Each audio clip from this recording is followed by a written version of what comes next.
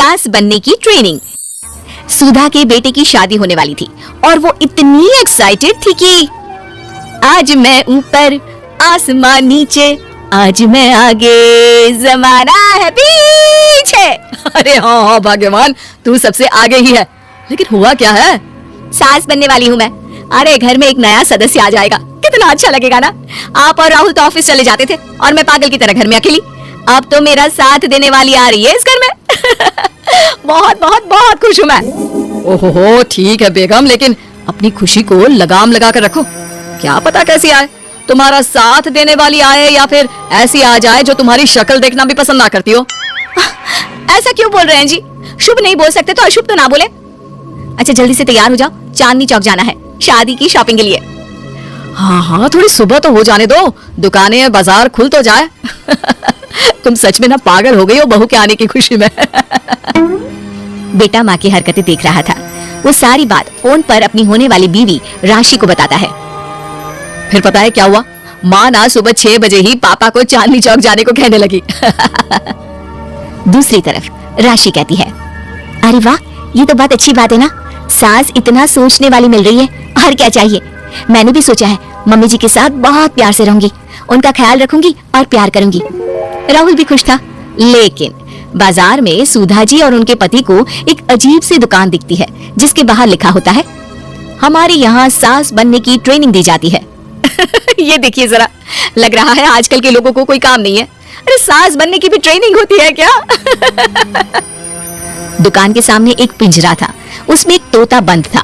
सुधा की बात सुनकर तोता बोल पड़ता है, अरे नादान औरत, अगर सास सही तो पूरा घर सही रहता है, परिवार बंधा रहता है और आने वाली जनरेशन संस्कारी होती है। लेकिन तू क्या समझेगी? जा जा आगे जा। ओए, तोते बड़ा बोल रहा है, क्यों आगे जाओ? मैं नहीं जा रही। देखा देखा, तेरे जैसी औरत को तो सास बनने की ट्रेनिंग लेनी ही चाहिए। निकाल 1000 रुपए और जान दर, नहीं तो पूरी जिंदगी रोती रहेगी।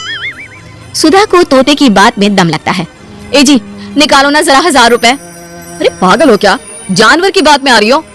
किस पागल आदमी की सुन रही हो, जिसे ये भी नहीं पता कि तोता जानवर नहीं पक्षी होता है। चलो निकालो 1000 रुपया और अंदर जाकर सास के रूप में जीवन को सफल कर लो। हाँ जी, बात तो ये सही बोल रहा है। कहाँ मैं आपकी बात में आ रही हूँ? मैं तो अंदर जा रही हूँ, 1000 रुपये दीजिए। पति क्या करता, बीवी की आ गया सर आंखों पर। लेकिन जैसे ही सुधा अंदर जाती है, सामने कई औरतें पहले से ही बैठी होती हैं।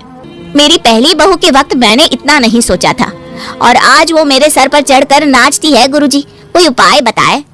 तभी गुरु की नजर सुधा पर पड़ती है और वो आंखें बंद कर लेता है।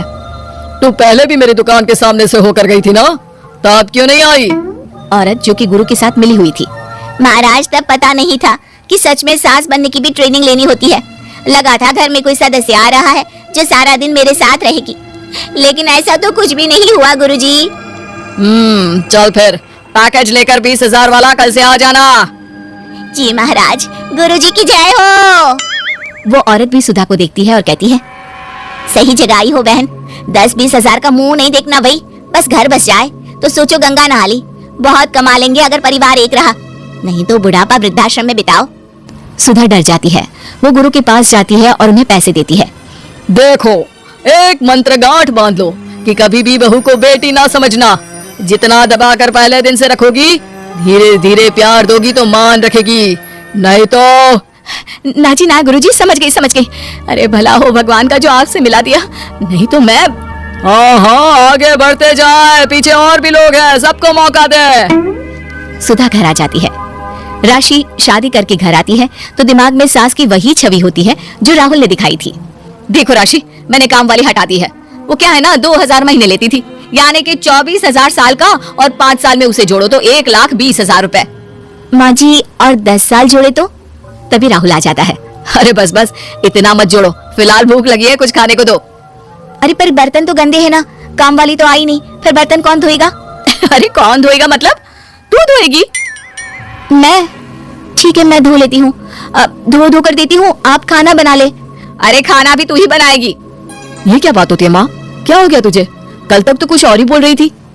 लेकिन सुधा का व्यवहार सुधरने का नाम ही नहीं ले रहा था। बहू और बेटा ससुर से बात करते हैं। पिताजी क्या हो गया है माँ जी को? वो क्यों ऐसे व्यवहार कर रही है जैसे मैं कोई नौकरानी हूँ? पिता क्या करता, बता देता है सारी कहानी कि कैसे सास का दिमाग एक गुरुजी ने खराब किया है। सास बनने की ट्रेनिंग।